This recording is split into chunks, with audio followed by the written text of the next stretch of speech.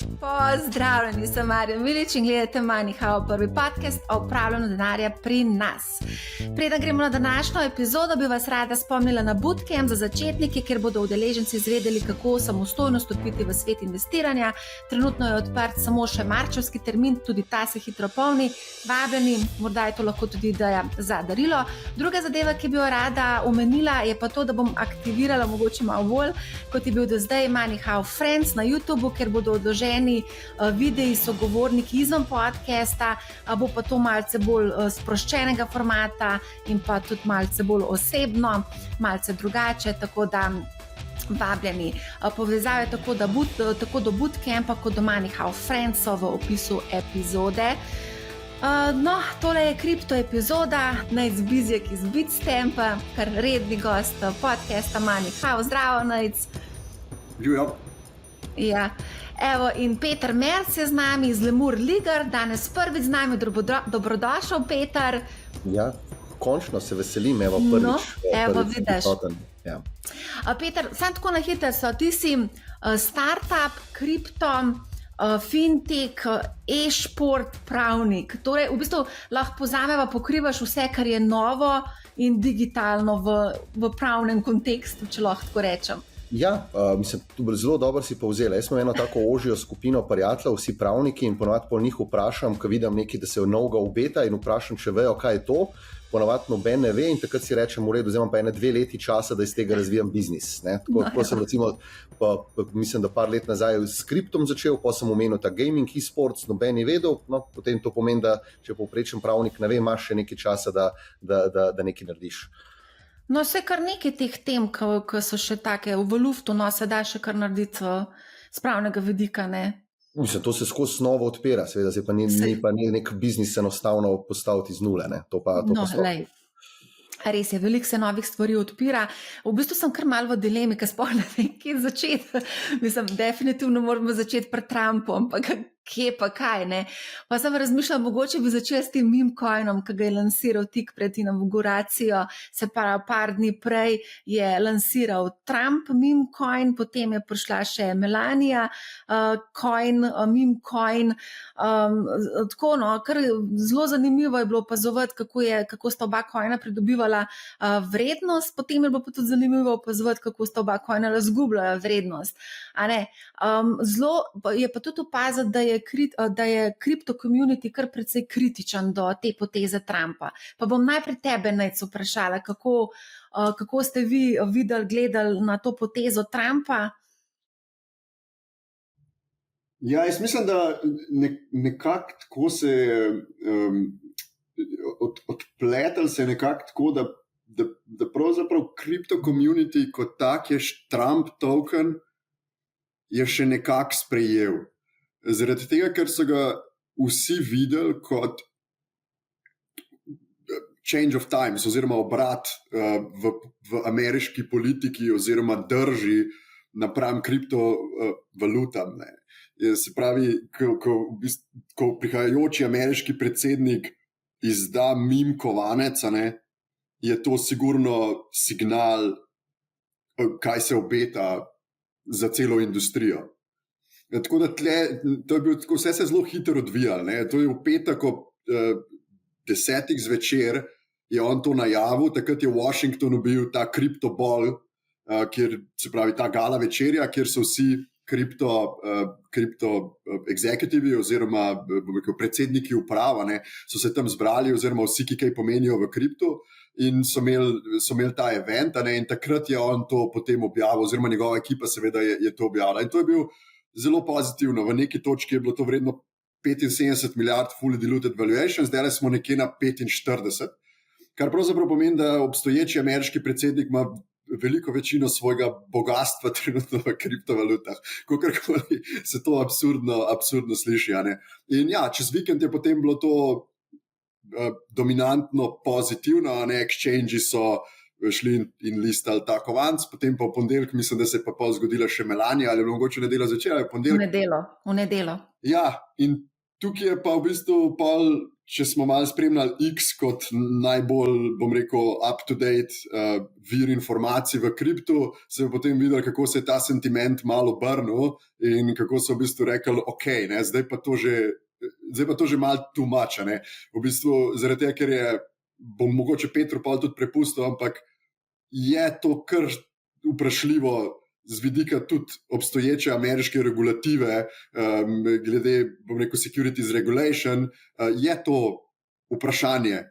Kaj pa to seveda pomeni, da je tudi, se pravi, pomeni, da kakšna bo zdaj ta prihajajoča regulacija za kripto, glede na to, da je ameriški predsednik izdal meme kovanc, a bodo rešili preganjati, da si lahko pričakujemo, da bo SEC šel preganjati Trumpa za meme kovanc. Mislim, da je to na spektru verjetnosti precej malo verjetno. Tako da res je en zanimiv čas. No? Ja, se je nastavil tudi kripto naklonjenega šefa te komisije za vrednostne papirje in borze Paul Atkins, tako da dvomim, da bo takaj ukrepal. Ampak ja, mogoče vseeno, zdaj, če lahko Peter na hitrco sam, zdaj se ti rekel, da so exchange potem relativno hitro šli potem tudi listati ta meme kovanec, ampak Bitstamp ga je pa kar malo pozen. Se mi zdi, da ste kar malo zamudili ta hype, ki je pač, mislim, moram te vprašati, ravno včeraj sem bila na nekem podcastu in sem videla obvestilo, ker sem se peljala na podcast, da ste šele potem, ko je bilo že vsega konc, vi to listali. Kako pa to, da ste bili tako pozni? Težko komentiramo detajl, ampak dajmo reči, da imamo majčken bolj raztegnjen oziroma bolj temeljit proces assessmenta določenih kovancov, ki mora pravzaprav čez več faz approvalov, se pravi interno, potem pa tudi nadzorni svet, in te zadeve potem se včasih malo zavlečejo, malo trajajo, tako da ne služi nam v teh situacijah prav dobro, ampak sem prepričan, da down the road smo pa obkljukali vse potrebne bokse in nam bo verjetno, bom rekel, na dolgi rok nam bo to v redu služilo.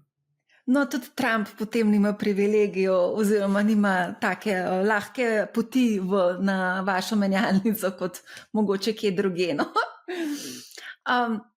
Ok, Peter, kaj pa ti misliš o celotni te situaciji, mogoče tudi z pravnega vidika?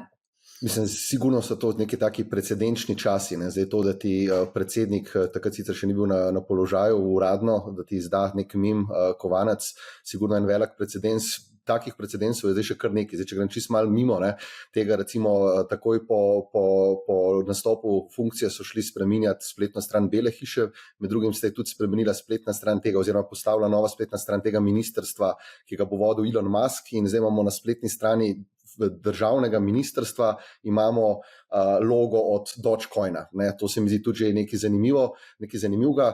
Še če dodaš, da omenila si tega Atkinsa, ki je v bistvu zdaj, dokler ne bo formalno imenovan za predsednika SEC-a, je delal v consulting biznisu, kjer je svetoval svojim strankam, kako kripto vpeljati v poslovanje.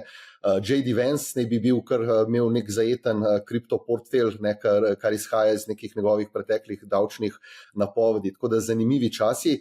Jaz sem šel seveda čisto kot pravnika, me je zanimalo, zdaj malo, tudi ne si omenil tole, da ste šli na Bitstampu čez eno proceduro, da ste malo naredili assessment. Me prav zanima, kaj točno ste naredili assessment, ker recimo od pravnih dokumentov ni bilo čisto nič. Jaz sem sam na spletni strani TrumpCoina videl en disclaimer, kjer piše, da gre v bistvu z nakupom tega TrumpCoina pokažeš v bistvu pripadnost Trumpu in da podpiraš njegove nazore, in da to seveda ni to namenjeno investiciji, nikakor pa ne gre za security, to reguliran finančni instrument. To je bilo edino, kar sem najdel nekaj pravnega. Tako da, ampak seveda, te meme tokeni, meme žetoni so postavili čisto neke nove standarde, tako da mislim, da smo zdaj čisto v eni novi eri, ne samo zdaj zaradi meme tokenov, ampak čisto kaj se bo zdaj zgodil s tem kriptom.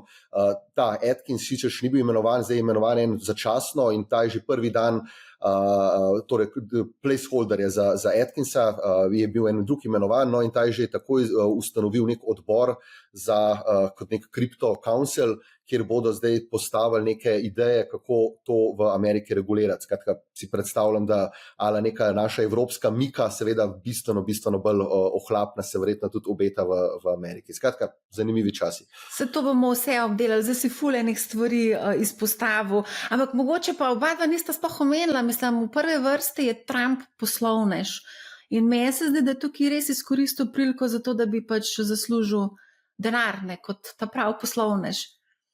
Kako vidva gledate na to, da tudi recimo, ko je bilo govora o Gazi, je na Gazo gledal kot na zanimivo lokacijo, kot ta prav nepremičninar. Bomo videli še kakšne take poteze. Mislim, tega se bojim. Tale Jared Kushner, se spomnim, da je v eni izjavi rekel, da ima pa v Gazi pa res lepa obala, sredozemska obala. Ne? In ne vem, točno je že namigoval na kakšne hotele. Ampak, če se vrnem na tvoje vprašanje, mene bolj tako zanimajo oziroma skrbijo te dvojni standardi. Ne? Recimo, jaz vem, koliko ti rabiš, sem z velik izdajatelji kriptožetonov delal v preteklosti, videl, kakšne dejansko neke assessmente se dela, ne? V bistvu, da ti sploh se lahko listaš, ne? Torej in proof of funds in ne vem, skratka, cel postopek nekega listanja. Potem pa recimo pogledamo čisto konkretno tale Trump coin, ne? Mislim, da 80% vseh žetonov, teh Trump coinov je v dveh walletih oziroma dve podjetji, ki sta posredno povezani za to Trump organizacijo. Jaz mislim, da tlele je zelo veliko nekih vprašanj, po mojem cela sama transakcije, vse zelo netransparentno, tako da mene preseneča dejansko, da so šli exchange listati, recimo tok hiter tale. Seveda, na drugi strani pa čisto poslovna logika, kar pa sam seveda razumem. Ja, edino zadevo, ki bi jaz dal zelo zanimivo, si to izpostavil, ker tle je res zadnjih par let so pravzaprav glavni, ko si ti delal kriptoprojekt, je ena izmed glavnih, najpomembnejših zadev je bila, da si ti pogruntil tokenomics. Se pravi, kako boš distribuiral token med določene entitete oziroma vse deležnike v samem projektu in kje tudi bodo te deležniki sedeli, torej kje bodo inkorporirani in kapital je praktično ameriški kapital, je bežal ven iz Amerike, delali so fundacije v Švici, po vseh otokih v Atlantskem oceanu itd., vse model, Peter je verjetno blizu temu, ampak ogromen enih struktur je bilo, potem pa pravzaprav ameriški predsednik, to je pravzaprav vsem v posmeh, ne, Delaware Corporation, 80% vse v en wallet, ne, in se pravi totalno nasprotje tega, kar se je zdaj 2 leti dogajalo, ker so se vsi tako zelo bali, da bo prišel SEC in rekel, aha, poglejte, ta projekt ni decentraliziran oziroma po American Securities Regulation v bistvu pade na tem 4-točkovnem Howey testu, ne, se pravi test za ta, ali nekaj je vrednostni papir ali ne. In to je v bistvu flip of a switch oziroma obrnil se je to čez noč praktično.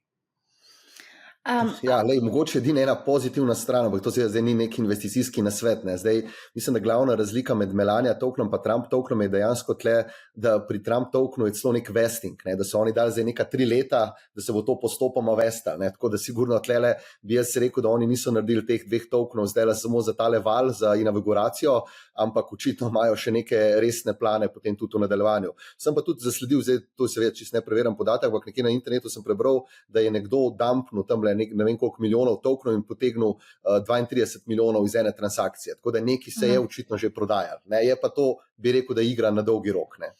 Na dolgi rok, ampak lej pazi, to mi smo imeli enega gosta iz Binance, ki je zadolžen za to regijo, on je rekel, da meme coini so samo vprašanje časa, kdaj bojo zbrisani iz zgodovine, da bodo šli na smetišče zgodovine. Zdaj pa vidimo, da Trump je naredil svoj meme coin, ne. Nekaj ti lahko povem, jaz sem bil tak believer v kripto, v blockchain kot tehnologijo, vedno razmišljal o uporabni vrednosti blockchaina. Lani maja, ne vem, si bil ti tudi v Teksasu na konferenci, kaj je bil. Skratka, tam so pa jaz mislim, da na 2/3 nekih panelov so govorili o tem, kako naslednji bull run bo bull run meme tokenov, ne, torej meme žetonov. To pomeni, ne vemo, zdaj meme žetoni brez kakršnekoli, kako bi rekel, vezave na neko tehnologijo, na nek ekosistem, skratka, brez kakršnekoli uporabne vrednosti. Skratka, čista logika, izdam milijardo tokenov, upam, da bo nekdo kupil, tisti, ki to kupijo, upajo seveda, da bo za njimi nekdo prišel, ki bo kupil še draže. Skratka, popolnoma brez neke vsebine in zdaj, če bo res ta bull run, in tako se je očitno začel, ne, s tem le Trump in Melanijo, tokno pol bom mogoče tudi jaz začel malo dvomiti v tole kripto, da ni kripto 100% špekulacija, včasih sem rekel, da je 95% špekulacija, 5% je pa res neke logike, tehnologije od zadaj, ampak če bomo pa v takem času, kot se zdaj nakazuje, pa smo pa meme manija, kar pa ni ok. Mogoče lahko, se pravi, glede perspektive, glede mimkovancov, ne. Eno stvar, ki je treba vedeti, je, da je tudi Amerika aktivno lani porinila ven kripto use case, se pravi projekte, kot so decentralized physical infrastructure, decentralizirana infrastruktura, decentralizirane finance, so jih zelo aktivno preganjali. In potem si dobil ta barbell oziroma to distribucijo med Bitcoinom, ki smo ga označili kot v redu, in potem na drugi strani meme-coini, ki nimajo nobenega utilityja, nobene funkcije, torej potem takem so varni pred pregonom regulatorja. To je čista mikrodinamika. Druga so pa par teh makrotrendov, za katere jaz mislim, da bodo samo rastli, o tem smo tudi že nekaj govorili, spravi digitalizacija. Nove generacije, ki rastejo gor s TikTokom in so v bistvu native tem marketom, načini, kako ljudje zaslužijo denar, so zmeri bolj digitalni. In v bistvu ta cela kultura tudi se seli na internet. In to pomeni, da jaz mislim, da imamo tukaj en dolgoročni trend za meme-coinov, ki so v bistvu neka bolj reprezentacija kulture in pa malo tudi izraz tega sentimenta mlajših generacij. Se pravi, to je v bistvu en tak financial nihilism. Se pravi, torej, svet gre itak, to je tako, če ful poenostavim, svet gre pravzaprav tako ali tako navzdol, torej lahko tudi gamblam. Se pravi, tako, niso stvari, ki so pravzaprav moralno sporne. In zdaj, če pogledamo gambling industrijo, to je stotine milijard prihodkov globalno. Ampak smo to označili kot to je ok. In to lahko v isti bucket, se pravi, v isti ta koš vržemo mimkovance, še s tem mal trendom digitalnim, neka novi trend kulture itd. In dobiš ta koktejl, ki bi ga lahko kar nekaj časa potem naprej vozil. Zato jaz mislim, da ne bi bil presenečen, če... Vse to, kar si povedal, imajo support nekega communityja in to je to, ne? Pač daš na borzo in pač naj se trguje, ne? Ampak veš, kaj bi pa vsem mogoče tukaj, Dogecoin je največji meme-coin, tudi Peter, ti si omenil, da se je ustanovil pač ta oddelek Doge Service, ali kako se temu reče, najprej je bil US Digital Service, potem pa je Trump to preimenoval v US Doge Service, kar je v bistvu konec koncev tudi malo, ne vem, promocijsko naravnano. To se mi zdi pa, da je mogoče v neki taki uradni inštituciji, vladni inštituciji malo sporno, ne vem. Mislim, to, kar se je dogajalo, tudi recimo, kar je Elon Musk delal v preteklosti z Bitcoinom, da je recimo Tesla kupila Bitcoine, ni tega javno povedala, potem je malo hypal Musk in potem prodal, da bi spet javno povedal, vmes pa recimo tudi Doge, vemo koliko ima, oziroma domneva se, koliko ima Elon Musk Dogea, skratka to, kako je potem on objavljal to so tržne manipulacije, front-running, skratka, če bi to na nekem reguliranem trgu naredil pri securityjih, bi šel po mojem za 10 let v zapor. Vemo tudi, se je bil primer enkrat, ko je nek tweet objavil, da bo Tesla, da ne bo več javna družba, pa so tako je SEC takrat ukrepil, pa mislim, da je mogel odstopati iz neke čer pozicije. Skratka, to, kar se pa dela s kriptom, pa se ni edini, se takih verjetno manipulacije kar neki. Jaz upam, da bo šla regulativa v tej smeri, da bo vsaj tukaj postavila neke enotne standarde glede teh prepovedanih ravnanj, da bomo vsaj imeli, kako bi rekel, vsaj nek pravni okvir, ki bo ščitil. Na zadnje tle se mora ščititi potrošnike. Vemo, da tle imamo kripto, je neka igra ničelne vsote, en dobi, ponavadi tisti mali investitorji pa zgubijo. Ja, ampak glej, ta Dogecoin je recimo tudi samo reklamo naredil takoj po inauguraciji Trumpa, Doge to Mars recimo se je tam daril na odru, ne. je on glavni promotor tega. Ampak konec koncev je prišel tudi oziroma pobuda za registracijo ETF-a, vezanega na dolž, registrirano bi ga podjetje Bitwise, torej prihajamo tudi v to sfero zdaj, a ne, se pravi ponuditi nekim institucionalnim vlagateljem možnost, da investirajo direktno v Dogecoin.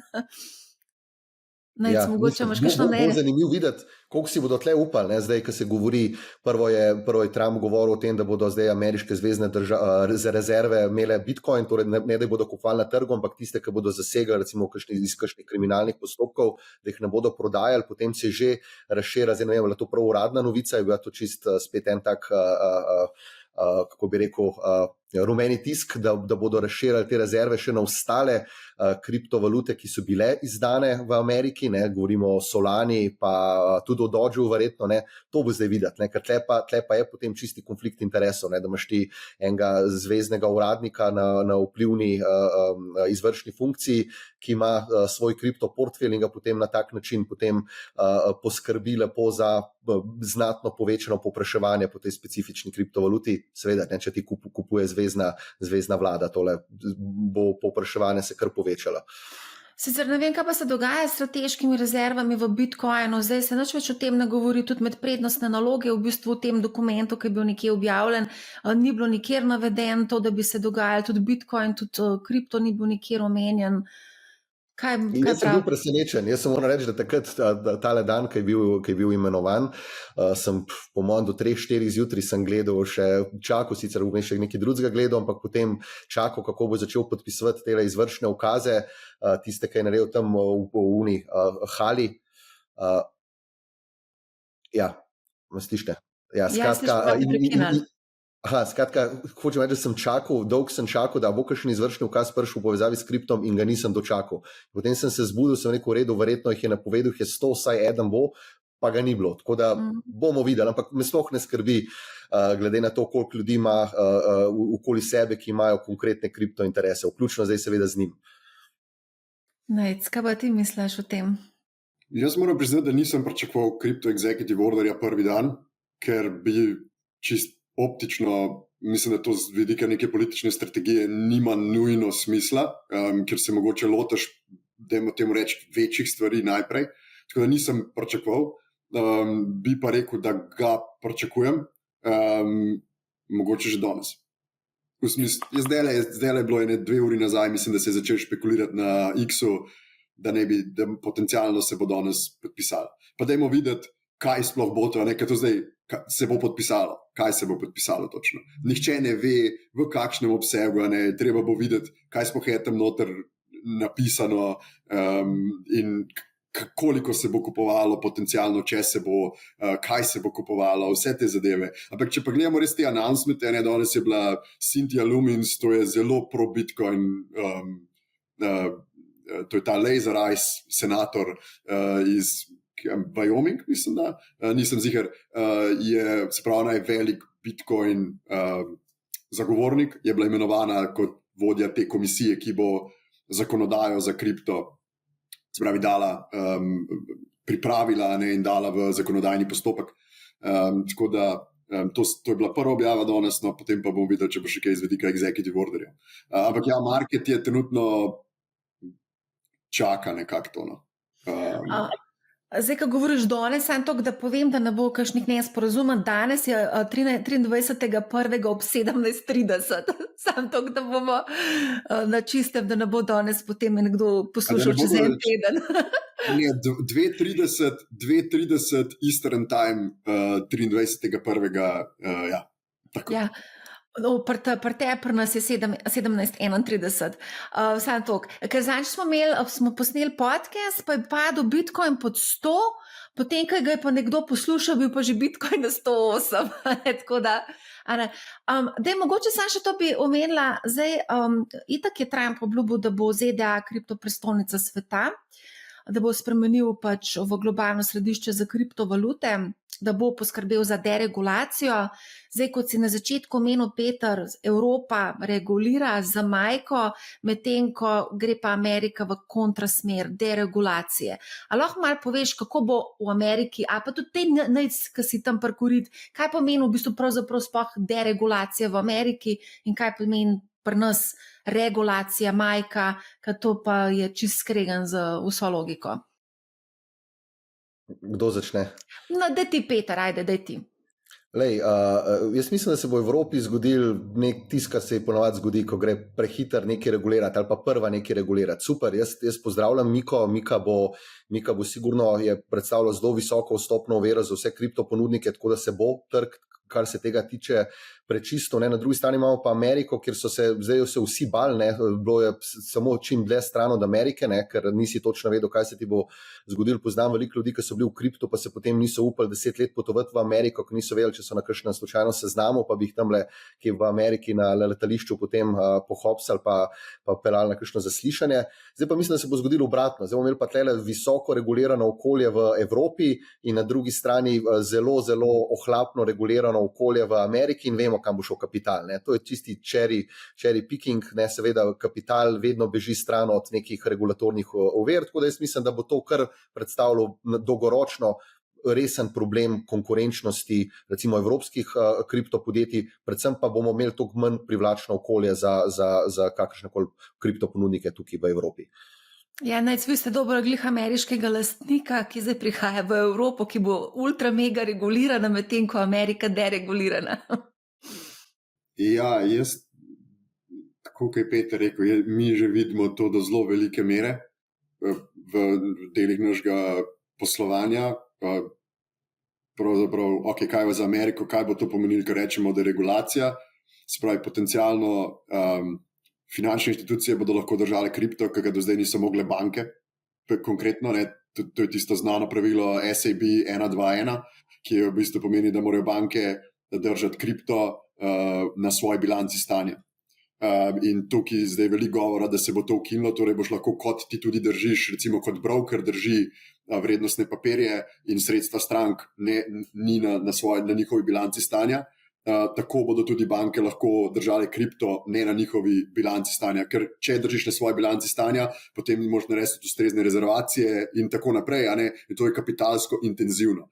Torej, to je recimo korak proti deregulaciji. Se pravi, ameriška bančna industrija in finančna industrija, ki je največja na svetu, lahko kripto začne pravzaprav, kako bi temu rekel, lahko začne kripto ponujati kot polnopravni del svojega poslovnega modela.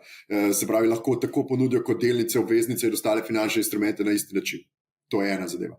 Druga zadeva je skrbništvo, tudi custody bodo zdaj ponujale, lahko finančne institucije, to me preseneča. Drži. Se pravi, to je ogromno, tega ni za podcenjevati, ker mislim, da je ta dejansko največji, zaradi tega, ker to odpre dostop kapitala do kriptovaluta, ki kapital ima striktne mandate pogosto. V tem primeru se ta mandat kar naenkrat precej razrahlja oziroma lata manj restriktiven. Drugi del je pa deregulacije, ki ga lahko vidimo, je pa aplikacija, se pravi federalne zakonodaje glede finančnih instrumentov, torej Havitest, če kripto dobi svoj poseben tretman, torej ni več finančni instrument, ne presojamo več tega kot po recimo Havitestu in v bistvu tudi ostali testi za investicijske pogodbe, ampak postane to bolj ohlapno in imamo neko ločeno zakonodajo za kripto. Se pravi, kripto ločimo ven iz tega. To je tudi druga možnost deregulacije in to se po mojem oboje obeta. In zdaj, kaj pa vidimo v Evropi?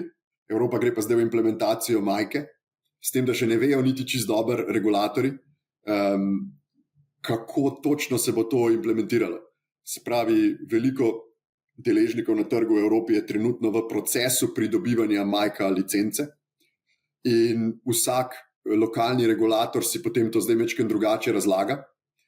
Veliko je tudi tega, da še pravzaprav ne vejo, kakšna bo implementacija posameznih določb in potem recimo mora tukaj stopiti noter ESMA kot evropski regulator in dajati nek guidance, oziroma kaj je izraz slovenski, Peter, ne vem.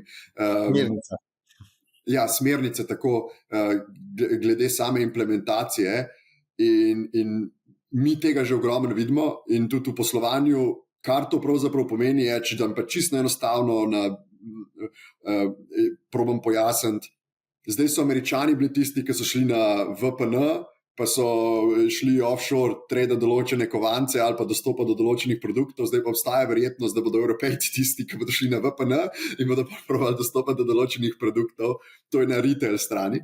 Na institucionalni strani bo pa samo proces in sam go-to-market, po mojem mnenju, se bo pač ustrezno podaljšal.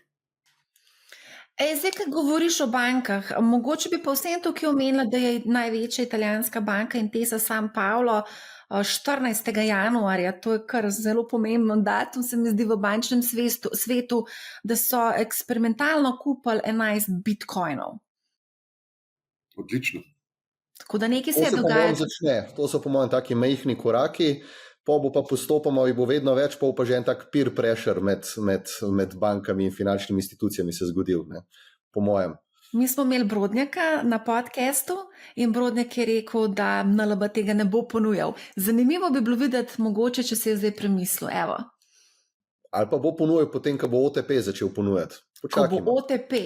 Ja. Evo, vidiš, bomo testirali, bomo takoj šli v akcijo preveriti, če bo takrat ponudil. Mogoče z našega vidika, mi vidimo pravzaprav, da vse večje evropske bančne skupine, ne vse, pa dajmo reči, če pogledamo top 20 evropskih bančnih skupin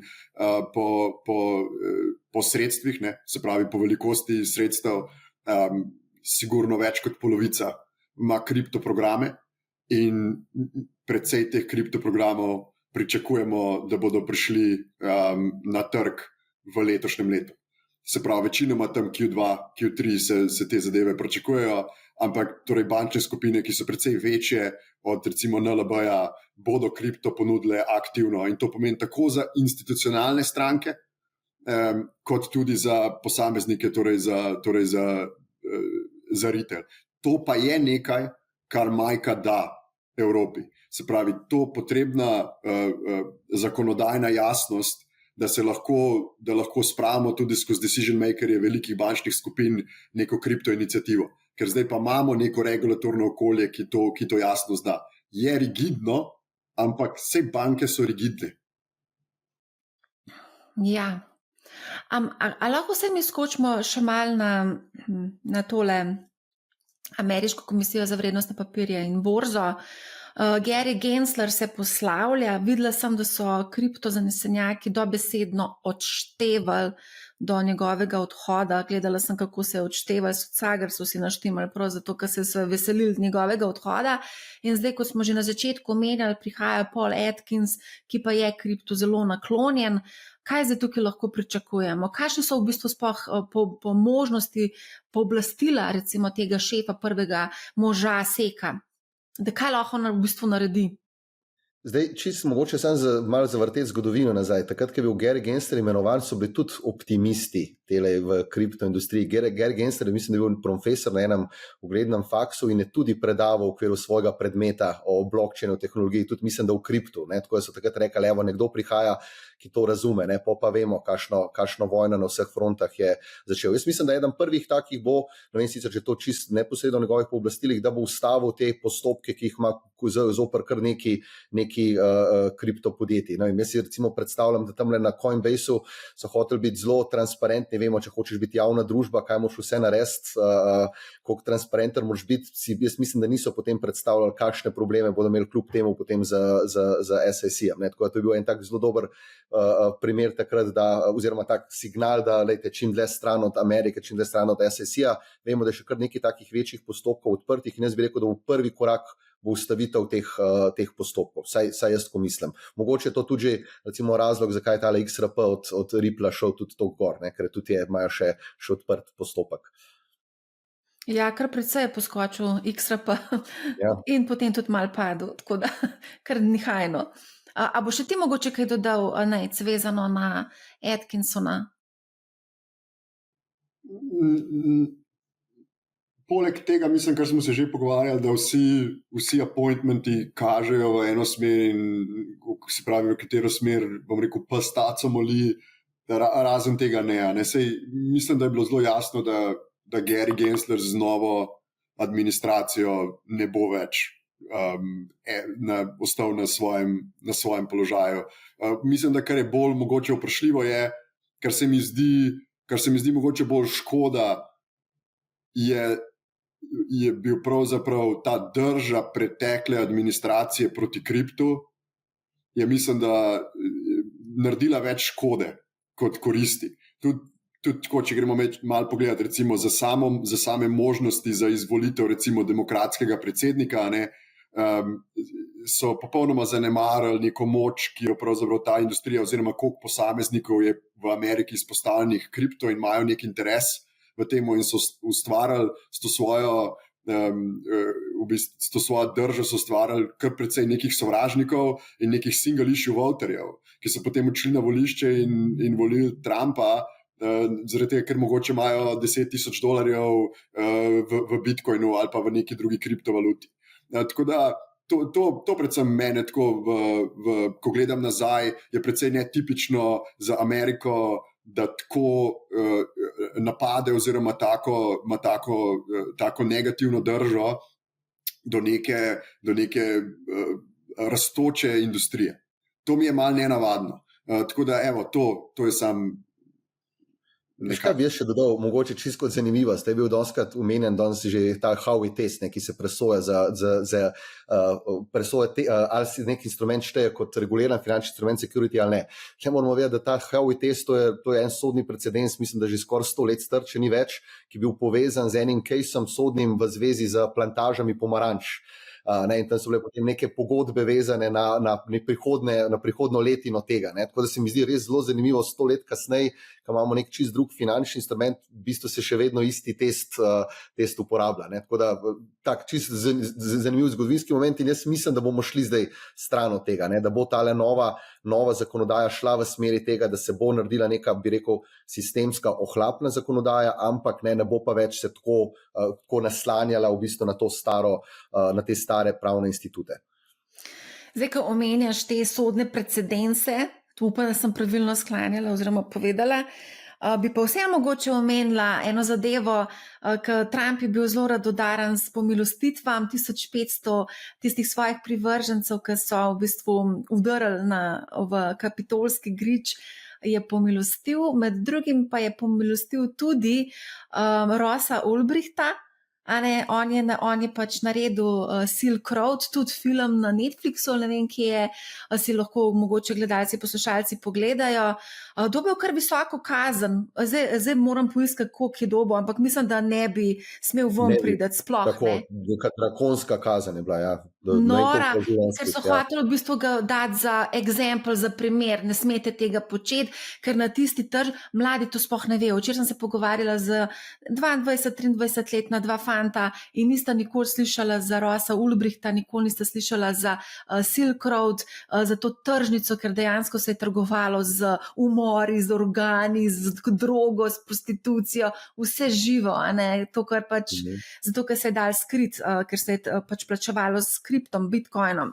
No, v glavnem, kaj so hoteli se povedati? No, in potem seveda, ko gremo gledati na to stavnico na Polymarket, tam že stavijo, koga vse bo še Trump pomilostil v prvih 100 dneh. Šele na katerem mestu? Samo 4% ljudi je omenil Sam Bankman-Fried iz FTX-a. Na prvem mestu je pa Eric Adams. Jaz Erika Adamsa ne poznam in se vsem kriptozanesenjakom opravičujem za ta moj greh. Oziroma Steve Bannon je tudi kar predvsej visok, 32%. Vsem se opravičujem, tudi ne vem, kdo je Steve Bannon, a me lahko kdo pouči, a vidva vesta. Steve Bannon je bil tale, ki je bil njegov, v bistvu, nam rekel tak, PR-ovc, v bistvu on celo njegovo to, kako bi rekel, politiko je oblikoval, mislim, da je imel tudi en portal svoj, tak zelo radikalen je bil in potem so ga pa, mislim, da je imel pa potem nek gospodarski kriminal je naredil in je šel potem zaradi tega sedeti. Eric Adams je pa župan New York. Aha, ki pa tudi je v zaporu zaradi kriptoprevare? Ne, on pa ni, on je pa obtožen za korupcijo. Se pravi, okay, razumem, stavijo nevezano na kriptosveta. Aha, razumem. A ja, še so Didi je tukaj vmes, 2%. Okay. Elon Musk 2%, ne vem, v redu. Skratka, hočem povedati, da se dogaja tudi na kriptostavnicah. Ampak kakšno mnenje o tem, da je Ross Ulbricht dobil ta priložnost, da vidi spet sonce in zadiha svež zrak? Mislim, zanimivo, jaz si ne znam predstavljati, kakšen statement je s tem želel doseči, pa jaz mislim, da je bila to od Elona Muska zgodba od zadaj. Vsaj, kot sem jaz bral, je se vse vrtelo okoli njega, tako da bi jaz ne verjamem tudi, da je Trump poznal tegale ustanovitelja Silk Roada. Me pa zanima, kje bodo še naslednji taki, ker recimo zdaj tudi v Ameriko pred kratkim je bil izročen iz Črne Gore tale Do Kwon od Terra Lune, ki vemo, koliko je tam zginalo 1 milijard. Tako da takih, ki bodo šli zdaj na tele prediction markete, bo verjetno kar nekaj, da se bo glasovalo o njih, a bodo izpuščeni ali ne. Ampak ja, zanimivo, bi pa rekel, da saj za Sam Bankman-Frieda pa res ne bi pričakoval. Kolikor res tudi vem, mislim, da on kar masno financiral demokrate, tudi imel seveda svojo agendo, takrat, tako da ne verjamem pa, da je dal še kaj na drugo stran na republikancem, tako da pustimo se presenetiti. Nejca, imaš kakšno mnenje o tem? Ja, niti ne, ampak jaz mislim, da Ross je bil kot ta predstavnik tega gibanja, ki so libertarci, to po slovensko, libertarian, ki se, mislim, da tudi z tem Muskovim, ta njegova persona je v bistvu deregulacija, vse je svobodno, vse je dovoljeno, imamo pa mogoče krovni set pravic, ki nekako naš obstoj regulirajo, če že tako ne, oziroma neko zelo tako ohlapno, nismo veliki believeri v government overreach, oziroma se pravi v poseg države, v pravice posameznika in tako naprej. In Ross je v bistvu to, in tudi Silk Road je nekako stol za temi vrednotami, hkrati pa je to tudi po mojem korak, da mogoče spet, da se te kripto gibanju malo bolj približamo. Zdaj iz njegovih specifik, njegovega primera ne poznam, mislim, da tudi stvari, ki je on naredil, zdaj so to dve dosmrtni kazni, mislim, da je on dobil plus 40 let, kar je res drakonsko, ampak mislim, da tudi kršitve so bile, mislim, da je, če se ne motim, je nek umor naročil, ali kako je to točno bilo. Zdaj ne vem, da me ne bo kdo, ki je bolj blizu temu, popravil. On je samo nudil platformo, ker se je to dogajalo. On je bil v bistvu sostorilec. Ja, pač naredil je, kriminalci so to zlorabili in so pač on je pa pač tisti, ki je bil vsem konc koncev. On bi lahko ugasnil stvar, ki je videl, da je šlo predaleč, pa ni. Ampak v redu, zdaj bo očitno prišel ven oziroma mogoče celo že. Še eno zadevo bi rad... Veš, kako je bilo, on je mislim, da so ga tudi obtožili, da je za tiste, ki so grozili njegovi platformi, on preko platforme naročil umor. Ja. To sicer mislim, mislim, da je bilo nekaj tacga. Ni bilo čisto zgolj ustvaril sem neko decentralizirano platformo, ampak v glavnem, drakonska kazen. Če primerjamo recimo iz Sam Bankman-Friedom, ki je dobil koliko 20, in tako da malo perspektivo postaviti, Ross Ulbricht je tudi odsedel, mislim, na 10 let, ampak več kot toliko pa se ne spoznam toliko na ta ameriški sistem, kaznovalni sistem, da bi rekel. Ja, ampak on je v bistvu nudil platformo, ker se je to dogajalo, on je bil v bistvu priča umoru, tehnično gledano. A veš, to je kot da bi videl nekoga, da pač uživo ubil. Sostorilc je bil. Lahko bi tako gledal. A veš, sam če razširaš, na široko gledaš, pa rečeš, evo, da je zdaj tudi Satoshi lahko sostorilc, ker je ustvaril anonimne transakcije. Ker se Bitcoin nam plačuje za to, da lahko... Imaš prav. Ja, imaš prav, ja. Lansko leto so ga povabili, je bila Bitcoin konferenca, ne spomnim se točno, kje je bila, vem, da je bil Ross Ulbricht se je javljal v zapora, Pa je kar tako, no, je požel kar bučen aplavz, pa zelo zanimiv pogovor je bil. No. V glavnem, a gremo naprej. Zdaj ne vem, kaj se dogaja, ampak konc decembra je Amazon oziroma delničarji Amazona so izrazili željo, da bi del teh denarja in denarnih ustreznikov, ki jih ima Amazon, da bi vseeno dali tudi mogoče v Bitcoin. Govorili se je o 5%, da bi dali v Bitcoin, češ da bi se lahko zgledovali po MicroStrategy, ki ima pa 500,000 teh bitcoinov, 460,000 bitcoinov, mislim, da je to čez milijardo v vrednosti. Kaj se dogaja zdaj s tem? Zdaj tudi slišam, nekaj sem zasledila, da tudi po regiji Adrije nekatera podjetja se zelo rada pohvalijo, da imajo nekaj denarja v kriptovalutah oziroma v bitcoinu. A se tukaj kaj dogaja mogoče na tem področju? Jaz se spomnim, ampak to mogoče je bilo v povezavi z Amazonom, je bil eden od teh big tech, da je to prišlo kot nek predlog na skupščino delničarjev, pa so potem zavrnili to. Tako imam jaz v spominu, ne vem, ampak jaz sem imel v spominu, da je to Microsoft bil. Drugače ne vem, jaz lahko čisto povem, seveda nisem, moje podjetje ni na rangu Microsofta, MicroStrategy ali pa drugih, ampak jaz sem tudi prvič letos oziroma lani, da sem sredstva družbe, da sem investiral v kripto, ne? Tako da imam tudi zdaj kripto portfelj ne osebni samo, ampak tudi na ravni družbe, tako da mogoče je to en znanilec načina razmišljanja. Ja, imaš prav, dejansko so res Microsoft, so shareholderji v bistvu glasovali proti. Za Amazon pa nisem čisto prepričana, kaj se je zgodilo. Kaj ti misliš, Nejc, je to mogoče prihodnost, da bodo tudi recimo Krka ima ogromno, zdaj dam pač en primer Slovenije, Krka ima ogromno denarja in denarnih ustreznikov, mogoče ideja, da tudi oni mogoče en del dajo v Bitcoin. Lahko jim predlaga Bitstamp. Mislim, da če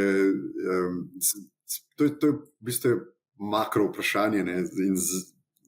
Se pravi, jaz mislim, da je ena izmed glavnih funkcij Bitcoina in kako zgleda, da se razvija, in imamo veliko dokazov in potrditev, da se pač razvija v to smer, ne? Kot neka alternativni denar oziroma alternativa pravzaprav globalnim rezervam. In zdaj, se pravi, zlato je recimo ena alternativa, ameriška obveznica je ena alternativa in zdaj Bitcoin se tukaj pojavlja kot neka tretja alternativa. In kakšna je ta alternativa? Podobna je zlato, ne? Da temu se reče nikogaršnja obveznost, ne?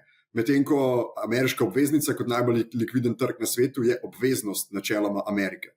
Zdaj, to smo se že veliko pogovarjali o tem, ameriška obveznica, če ste držali ameriško obveznico spet v zadnjem času, obrestne mere na ameriško obveznico kar letijo, ne? Zadnji teden so bile na 4,9, kar v bistvu, kaj pa tukaj se v bistvu dogaja, je odsotnost nekega strukturnega kupca. Se pravi, včasih so države, kot je Kitajska itd., so kupovali ameriške obveznice s presežki, ki so ga ustvarili z globalnim trgovanjem. In potem so pa okrog nekaj 2014 se pa ta trend malo ustavil. In pravzaprav to se dogaja, mislim, da so se to še ene parkrat pogovarjala, Marja, da je v bistvu tak strukturni mismatch med ponudbo in povpraševanjem za to ameriško obveznico. In kaj je v bistvu Bitcoin tukaj pravzaprav predstavlja alternativo? In če gremo ven iz ameriške obveznice, lahko gremo v zlato, ne? Če ne verjamemo v neko dolgoročno, dajmo reči, stabilnost ameriške obveznice, ali pa nočemo biti izpostavljeni Ameriki do tej mere, gremo lahko v zlato. Bitcoin je pa v bistvu izboljša zlato, zato ker je bolj portabilno, bolj sledljivo in tako naprej, pač boljši denar je. In tako ga večinoma, jaz mislim, da to glavni use case danes je, da se Bitcoin kot neko dolgoročno naložbeno sredstvo uporablja in kot ta pravzaprav kolateral za tudi izvajanje finančnih transakcij. In to pomeni, da jaz pričakujem, da bo to en velik trend. In zdaj Microsoft je mogoče danes zavrnil, pa mislim, da bo spet prišlo čez eno leto in bo spet na tapeti. Tako da mislim, da bomo tega videli veliko, mislim, da bomo videli države, ki bodo Bitcoin rezerve kupovale, mislim, da bomo že v 2025 videli neke države, ki bodo kupovale. Če pa slučajno Amerika sproži to, potem je pa vprašanje, do kam gremo.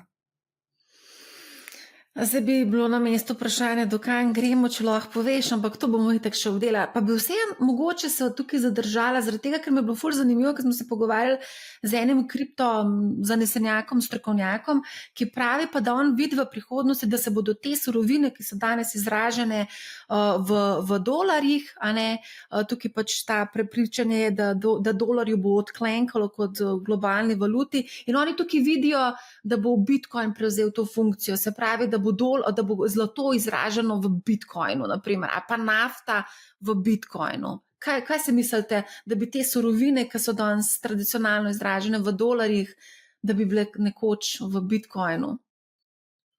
Mislim, tako nasplošno ne verjamem, da bo Amerika kar tako pustila tole svojo ekonomsko moč, ne, to moč dolarja.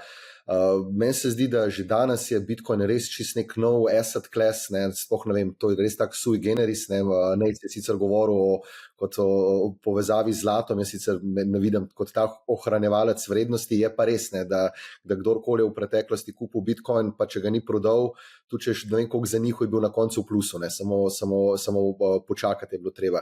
Jaz bi bolj rekel, to vprašanje je res ta moč Bitcoina, pa nasplošno tega kripta, v povezavi recimo z nekimi gospodarskimi družbami ali pa s to institucionalnimi vlagatelji je ful povezana z risk appetitom in torej apetit za ta tveganja, to se res spreminja, ne. Recimo že na primeru kakšnih slovenskih blue chipov vidimo, da 3-4 leta nazaj ni šanse, da bi vložili v kakšen sklad tveganega kapitala, torej ta tvegani kapital, ne startupe. Recimo danes zavarovalnica Triglav, Modra zavarovalnica, ne, dve veliki rigidni konzervativni finančni instituciji sta že oziroma vlagata ne samo v private equity, ki je manj tvegan, ampak tudi v startupe. Ne. Jaz mislim, da se bo ta prak se bo samo nižal, torej v bistvu ta risk appetite bo vedno večji. Sigurno bi pa pomagala tudi zakonodaja, ne, ker tudi vemo, da te institucionalni vlagatelji morajo oziroma lahko nekih 5% ali koliko lahko dajo v neke tvegane naložbe, ne, vse ostalo imajo v tistih na nekih dolgoročnih likvidnih obveznicah, zdaj pa tisti procent, ne, je pa za te tvegane naložbe. In jaz mislim, da lahko tudi zakonodaja, saj zdaj če govorimo z vidika institucionalnih vlagateljev, bo sigurno vplivala na recimo vprašanje, a bodo v eni točki začeli vlagati tudi v Bitcoin in druge take podobne investicijske razrede. Kar se tiče pa teh velikih skupin, teh družb, ne, torej technology, big tech, tle bi pa rekel, ne, se strinjam čisto z Nejcem, ne, tle bodo pa, jaz mislim, da bodo solastniki, delničarji bodo pritiskali, ne, da se neka presežna sredstva nekam vloži. Vemo že na kakšnih silnih stotinah milijardah sedi Apple, ne, to je mrtev kapital v bistvu, ne, in bo presija. Tle vemo sploh v Ameriki, nekako se delničarji pritiskajo na konstantno rast, ne, na konstantno ustvarjanje pritiskov, to se bo enkrat ustvarjalo in jaz mislim, da naslednji revenue stream, ki se ga bo iskal, bo ravno iz neki prihodki oziroma profiti iz investicije v tak portfelj, kriptoportfelj recimo. Zdaj, ki si omenjal Modro, pa prvo, pa pokojninska družba in tako dalje, ki investirajo v private equity, v sklade zasebnega kapitala, tukaj si pa omenil, da bi potencialno lahko tudi investirali v Bitcoin. Ampak recimo v Ameriki pa že investirajo v Bitcoin preko ETF-ov. Se pravi, a bomo tudi v Evropi, mislim, sicer v Evropi že imamo te ETF-e, ki so vezani na Bitcoin, ampak nekako, ne vem, se mi zdi, da naši pokojninski skladi niso prav preveč zainteresirani zaenkrat. Tako kot sem rekel, a veš, recimo, če bi res gledala, če bi rekla ti, a bo ena zavarovalnica Triglav ali pa Modra zavarovalnica 5 let, 10 let nazaj vložila v sklad tveganega kapitala, po mojem ni šanse, ne? Ampak to je šlo pa postopoma. Prvo so vložili v par private equity skladov, potem so začeli zdaj vlagati v sklade tveganega kapitala. Jaz mislim, da bomo prišli, ampak to bo nek počasen proces. Ne bo se to jutri zgodilo. Jaz mogoče imam mečken sam drugačen pogled z vidika tle institucionalnega investitorja. In sicer, bom rekel, groben se strinjam, ampak Bitcoin, ko omenjamo Bitcoin kot taka, ne, se mi zdi je pač ta prva reakcija, to je pa zdaj tvegano. Ne. Ampak to ni način kako v bistvu institucionalni investitorji gledajo Bitcoin danes, ne? Se pravi, ti najbolj razviti. Oni gledajo v bistvu, ali je Bitcoin tvegan z vidika celotnega portfelja. In tako v bistvu tudi oni to pravzaprav prodajajo. Se pravi, ko pogledamo Bitcoin, ko ga dodamo v določenem majhnem odstotku v tradicionalen diverzificiran portfelj, v bistvu vsi te kazalniki, ki jih tradicionalni investitorji ponavadi spremljajo, to recimo Sharpe ratio, Sortino ratio, torej kakšen je donos glede na tveganje, oziroma glede na tveganje navzdol in glede na celotno tveganje, dodajanje Bitcoina portfelju izboljša karakteristike in performance tega portfelja. In to je v bistvu glavni selling point. In to tudi vsi, v bistvu, ki gledamo te ETF-e in tako naprej, oni ne pravijo, dajte iti all in v Bitcoin, ali pa da je vprašanje, da bo zdaj zakladnica šla all in v Bitcoin, pa vem, da tudi tega ne pravimo, ampak oni imajo drugačen pogled na te stvari. In tako v bistvu tudi najbolj razvit kapitalski trg se loteva adoption ali pa selling point. Ja, pa se niso izpostavljeni z velikim deležem, ponavadi to par odstotkov, ne, tako da. Ampak ok, zdaj, ko govorimo o pač večjih institucionalnih, verjetno pač moramo omeniti tudi male vlagatelje, ki pa veš, kaj jih zanima, ne. Se pravi, kje bo cena, ne, zdaj, če gledamo razne te predikšne oziroma napovedi, to je tako, no, malo je, res to bo šlo kar gor, ne, tlele gledam glih ravno en graf, to gre gor. Ampak je smešno, vidi se ta volatilnost je bistveno manjša, kot je bila recimo pred desetletjem, na to se vidi, da se je v bistvu ta volatilnost zmanjšala, ampak vseeno, še zmer se mi zdi, da so neka pričakovanja, da bo to res šlo še ful gor. Ne vem, do kere številke, najc to ti po moje bolj spremljaš te zadeve pa te napovedi. Ok, torej zdaj smo na najbolj nehvaležnem delu, ne? Spet. Glej, jaz kako v bistvu mislim, da je če so pričakovanja vlagateljev, trenutno, da smo mi na nekem začetku nekega bull runa, trenutno mislim, da se s tem ne strinjamo. Bitcoin je od nekih nizkih, se pravi od valuacije približno $20,000 okrog novembra 2022, mislim, da je šel gor za več kot 5-krat. Tako da veliko dobičkov je že bilo realiziranih.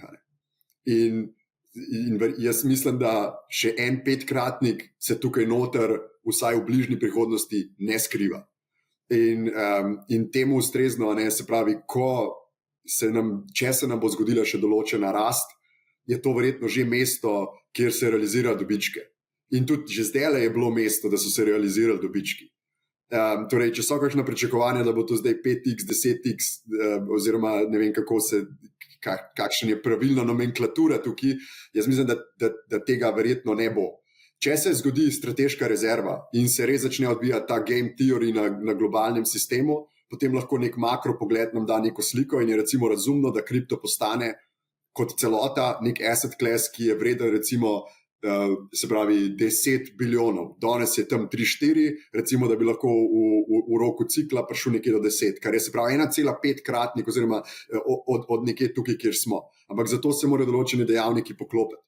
Torej, če dobimo rast, so to že momenti, kjer se realizirajo dobički. To je vsaj moje mnenje. Smo v tretjem letu cikla, ki je v bistvu tisto eksplozivno leto in nismo več zgodaj, po mojem mnenju. Zgodaj smo na dolgoročni časovnici, nismo več zgodaj v smislu naslednjega 1 do 2 let. Jaz mislim, da smo že večkrat povedali na podcastu, da od unovčevanja dobičkov ne bomo obubožali. Tako da mogoče na vsake kvatre pa fajn kaj pobrati od zmize, a ne, Petar? Ja, mislim, jaz bi pa sam povedal to, da sigurno časi, ki se zdaj obetajo, smo se že prej pogovarjali s to novo administracijo v Ameriki, z Elonom Muskom, ki ovlada platformo X, kot en glavni medij, bi rekel, smo videli, da zdaj v Ameriki so zmagali socialno omrežje, ne polni old school mediji. Ne. Skratka, jaz mislim, da bo že zaradi nekih osebnih interesov odločevalcev v Ameriki, jaz mislim, da nas res čakajo časi, ko se bo zelo veliko dogajalo, pa jaz mislim, da v relativno kratkem času. Ne. Tako da jaz Okay, ne verjamem tudi v nek ne 5-kratnik, ampak jaz mislim, da bo pa to en resen bull run, seveda ne bi pa želel špekulirati o nekih vrednostih, ampak hočem reči, da lahko imamo ne vem kakšne zdaj analizo uporabljamo fundamentalno, zgodovinsko, ampak na koncu v kriptu vemo, da en tweet enega ta pravga, ki ima ta prav reach, ti lahko zaniha tečaj 20-30% gor dol. To pa ni fundamentalne, ne vem kjere analize, ki bi to predvidela. In to se bo zdaj dogajalo. Ne? V bistvu, hočemo tudi reči, da to it's gonna be a trader's market. Se pravi, za aktivno trgovanje bo trg verjetno precej zanimiv, in se bo dal verjetno realizirati dobičkov, sam to ni povprečni vlagatelj. Za povprečnega vlagatelja bi pa lahko trg tudi bil precej, bom rekel, precej zahteven, zaradi tega, ker bomo po mojem dobili veliko nihajnost, tako da je tle treba biti previden. Se pa strinjam, da makropogoji so idealni. Ja. Okay, ravno zaradi tega, ker so makro in drugi pogoji idealni, tudi zaradi tvitanja določenih osebkov, bi po mojem bilo tudi na mestu, da vseeno malce opozorimo tudi na varnost. Ker to, zdaj, kar se dogaja na trgu, te bull runi, te nore rasti nekaterih coinov, izkoriščajo seveda tudi prevaranti. Pa bi mogoče vsem tukaj, tudi Najc midva, ki sva se pogovarjala, si omenil, da so neke težave z elderly fraud, se pravi z prevaro starejših, tudi slišimo zelo veliko se klicarjev, okrog razne platforme kličejo, vse pa vsod pošiljajo SMS. Jaz sem zadnjič dobila od Binance SMS, pa nisem stranka Binance, da sem ne vem, koliko denarja tam zaslužila, skratka, tega je ogromno in marsikdo tudi nasede. Mislim, da je na mestu, čeprav marsikdo to noče poslušati, ampak da opozorimo, da obstajajo prevare, da so tukaj nepredipravi na preži in da prežijo na naš denar predvsem. Absolutno. V smislu, da Ne mogoče vseeno malo povej, ker recimo to mi je zanimivo, ker res veliko starejših je v bistvu žrtev teh prevarantov. Pač ljudje slišijo, da so neke nore rasti in seveda zgubijo pa lahko zelo veliko denarja. No? Ja, in to je v bistvu zaskrbljujoče. In jaz si konstantno, se mi zdi, da v Sloveniji zlasti imamo vsakič, ko kripto poraste. Se pravi, po eni strani imamo relativno v bistvu nerazvit kapitalski trg in relativno še zmeraj malo vlaganja v globalne delniške trge. Hkrati pa, ko recimo nek kriptotrg poraste, oziroma ko pa kriptotrg poraste, se pa dogajajo veliki nivoji pravzaprav špekulacije in se mi zdi, da nasplošno veliko krat vidimo, nažalost, te primere, da ljudje vse preveč radi investirajo v določene sheme. To smo imeli, ki obljubljajo donose, ki niso realni. To smo videli v 2021 in nažalost se spet pojavlja. In je tle eno vprašanje, ki se jaz pravzaprav skozi sprašujem, če nekdo ponuja donose ali pa da se hvali zaslužki 100.000 evrov, ali pa obljublja 50-kratne donose ali pa 10-kratne donose, hkrati vam pa ponuja nek tečaj ali pa neko delavnico ali pa ne vem kaj, da ljudje lahko to kupijo. Zakaj to počne, če je tako dobro zaslužil? Želel bo zase zadržati ta edge, ki ga je realiziral na trgu in ga bo še naprej realiziral. Kar te potem vodi lahko enostavno v zaključek, da te zadeve niso resnične in potem niso realne. In potem se ljudje opečajo. In zato, da se lahko take zadeve načeloma, ne vem, se pravim, ker nekaj se sliši predobro, da bi bilo res, ponavadi ni. To je zelo preprost pregovor. In jaz sem zmeri znova presenečen, kako ljudje radi se še zmeri premaknejo v to smer. Zdaj, če grem pa na malo bolj mikro zadeve, potem razne usmerjene naložbe, naredite to, investirajte tja. Če to počnete na reguliranih finančnih platformah, bodo sistemi za preprečevanje prevar, bodo to zaznali. Vaši računi bodo lahko potencialno posledično blokirani. Zaradi tega, ker je to tako zelo, zelo razširjeno. Bodite previdni, ker vam ljudje pošiljajo maile, ko vam Binance pošle mail. Ne klikati, če nimate accounta na Binance, niste nobenega airdropa dobili. Če niste nikoli denarnice imeli, pa nikoli nič počeli on-chain, se denar čudežno na vašem računu ne bo pojavil. In to se mi zdi, da vse preveč radi tem spletnim prevaram nasedamo. Pa glavno je, če vam nekdo ponuja dobičke, ki se ne zdijo realni oziroma so visoki, zakaj vam jih ponuja, če jih je itak že sam realiziral? Ne obstaja taka stvar. Samo to. Se strinjam s tabo, zelo. Peter? Ja, jaz lahko v teh prevarah povem zelo veliko. Jaz se praktično dnevno s tem ukvarjam. Tudi danes zjutraj sem se ukvarjal z eno večjo prevaro. Zdaj, res je težko opisati, koliko različnih tipov je. A veš, včasih je neka fake platforma, kjer nekdo nakaže nek kriptosredstva in imaš potem tam nek fake račun, kjer ti vidiš, koliko se tebi plemenitijo sredstva, seveda vse fiktivno, in potem, ko si ti hočeš izplačati, on reče, zdaj moraš pa ti plačati davek, da ti preden ti mi izplačamo, in potem ti plačaš ta davek, in potem preden se to sprocesira, ti rečejo, zdaj si pa ti še toliko zaslužil, plači še dodaten davek, potem je vse ok, moraš plačati še neke bančne stroške. Skratka, hočem reči, da toliko je prevar, ki so povezani s kriptom, pa ponavadi sploh ne gre dejansko za neko kriptonaložbo. Po drugi strani pa zdaj govorim dobesedno. Jaz sem bil presenečen, jaz delam z eno slovensko platformo Blockyments, ne vem, če veste, zelo taka analitična on-chain, off-chain analitika.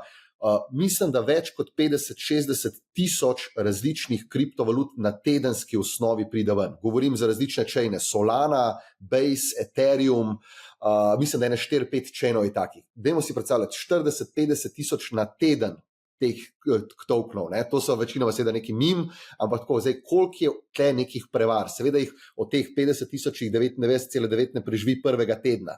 No, ampak seveda, koliko je zdaj tle nekih prevar in zdaj nekdo, ki ima nek community od zadaj, seveda te potem prepriča v nakup neke take. Tako da, kar želim povedati, teh prevar je res neskončno veliko. Jaz sem velikokrat presenečen, da to so inteligentni, izobraženi ljudje investirajo noter, so prevarani, ampak ko ti vidiš raven sofisticiranosti te prevare, kako ti oni tam razlagajo, kako so, ti si nakazal nekam sredstva, ampak zdaj pa nek smart contract to zablokiral, zdaj moš pa ti nakazati še druga sredstva, zato da boš ti iz Ethereum chaina šel na Tron chain. To, kar je nekdo bere, si reče, wow, te mi pa dejansko hočejo pomagati. Naroden ti bo vprašati, boš rekel, ne razumem, ampak ok, če so oni rekli, da jim pa nakazal še teh 20 evrov, da mi to sprosti. Res je to sofisticirano in v bistvu kako dela na tej psihologiji.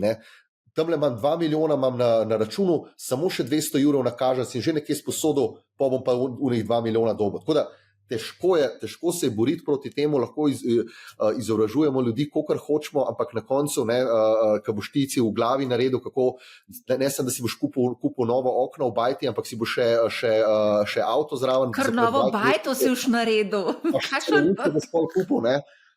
Težko boš to preprečil. To bo vedno to izkoriščal. Ampak dobro, te prevare se mi zdi, da so praktično identične že cel cajt. To smo videli že pred 15-20 leti, ko sem še jaz pisala o financah, forexih in podobno. Tako da to se ni nič spremenilo. A gremo za Mogoče samo ena zadeva tukaj, ki mi je ful zanimiva, ker vse na koncu se konča v skupnem imenovalcu, da ti nekdo reče, zdaj mi pa nakaž denar nekam. In ti da navodila, kako nakažeš denar nekam, in ljudje to zavestno naredijo. In to je red flag. Nikoli nobena finančna inštitucija ali pa neka platforma ti ne bo rekla, hej, tukaj imaš navodila, daj takole mi nakaž denar. In to mi je ful zanimivo, ker si tako rekel, izobraženi ljudje nasedajo temu. Jaz pa tudi vidim, če sem mal kritičen, mečken te intelektualne lenobe, ker te mečken zaslepi vse, hej, kratkoročni dobiček, in potem ti nekdo reče, hej, nakaž mi tja, ker bi mogel biti teoretično to največji red flag. Da ti nekdo reče, hej, nakaži mi denar tja. To je zanimivo, tako bom rekel. Ja, ampak veš, vse je to, se pravim, psihološkega vidika je noro, kako je to sofisticirano. Recimo primeri, kažeš ti 10 jurjev in dobiš čez 3 tedne ali pa čez 14 dni ti dejansko nakažejo nazaj 20. Oni točno vejo, če so oni ti zdaj svojih ekstra 10 nakazali, boš ti v naslednjem koraku boš zarinil ti 100 ali pa 200 jurjev svojih. Oni vejo, da igraš številki in ti boš prišel noter. In se pravi, mi je zelo težko, ker so ljudje previdni, pa mi reče, pa se veste, jaz sem nakazal, kaj pa sem dobil nazaj, dvojno sem dobil nazaj. Se rekel, ja, ampak koliko si pa potem ti nakazal v naslednjem koraku, ne? Ja, res je, potem si šel pa še sposoditi na banko, hitri potrošniški kredit, pa tašči sem si sposodil. Evo, to je case. Zanimivo. Okay. Za konec, mogoče, če lahko preden gremo na Money How Friends, bi pa mogoče vsem za konec nek nasvet. Saj sta sicer že zelo veliko povedala, pač, da ne, tudi kar se tiče samih prevar in samih pač nekih pričakovanj v prihodnje, ampak vsem mogoče nek nasvet za gledalce, poslušalce, ki skar upajo, da bo to še kar naprej raslo, ne uničuje dobičkov in pač ne čakajo, da bojo postali milijonarji. Jaz mislim, da najtežje je prodati, ne? Zato ker poslušaš ljudi, kupaš Bitcoin tudi zdaj, če si ga kupil po 100 jurjev, bo šel na 140 mogoče, ampak ti si pol, ali ti en prijatelj rekel, ali pa si nekje prebral na eni platformi, kriptoplatformi, da bo bil do konca leta na 250, pa si še rekel, ne bom prodal. Pa pade iz 140 nazaj na 70, pa si rečeš, joj, evo, zdaj sem pa naredil napako in pa si pa že nahodil, ne? Pa si že long term investor in nikoli ne prodaš. Tako da prodati je res težko in zdaj, če si discipliniran, da si rečeš, da si daš res neko mejo, pri kateri boš prodajal, to je edini način, da zaslužiš. Ne? Jaz mislim, da smo imeli vsi že ne vem kakšne sredstva v kriptu, ampak če bi jih prodali. Ne? Ampak dokler nisi prodal, je vse sam neka tamle, kako bi rekel, skorda monopoli žetonček. Najc, če mogoče ti za... Jaz sem po mojem že malo dolgočasen s tem, ampak bom še enkrat. Da mislim, da v bistvu, da je kripto, tako kot sem malo menil, da se mi zdi, da se v Sloveniji vse preveč dogaja, da investiramo v stanovanja, pa pol, ko se nova schema pojavi, ali pa kripto, pa še tja damo denar, ali imamo pa depozit na banki. Tako da res mislim, da je treba kripto jaz vidim kot del portfelja, diverzificiranega portfelja. In v bistvu bi rekel, pozivam poslušalce, zdaj to postaja precej dostopno, da se lahko odpre account na nekem brokerju in da se lahko tam investira v diverzificiranem portfelju, katerega del je kripto, da se kupuje recimo ne vem, indeks delnic itd. Za neke dolgoročne naložbe, potem pa imamo nek portfelj kripto. Razen, če niste vrhunski strokovnjak za kripto, da res veste, kaj delate, je to v nekem določenem odstotku, kjer lahko tolerirate tudi določene izgube. In v bistvu nisem načeloma zagovornik za praktično kogarkoli, da se gre s celotnim svojim premoženjem v kripto, ampak sem v bistvu zagovornik nekega dolgoročnega plemenitenja premoženja, ki pa mislim, da je popolnoma, da ni dovolj razvito v Sloveniji in mislim, da tukaj imamo še veliko za narediti. Okay, hvala. V Money How Friends boš pa pojasnil, zakaj, kako prepričati mladega človeka, da investira v ETF, ki mu na letni ravni prinese 7 ali pa 8 ali pa 10% ali pa 20%, če pa Solana prinaša 10% na dan. Potem bosta pa tudi še razkrila mogoče največje napake in pa zaslužke. Tako da zaenkrat najlepša hvala, tudi hvala vsem poslušalcem in gledalcem, ki ste bili danes z nami. Še vedno lahko reče takoj. Hvala. Čau.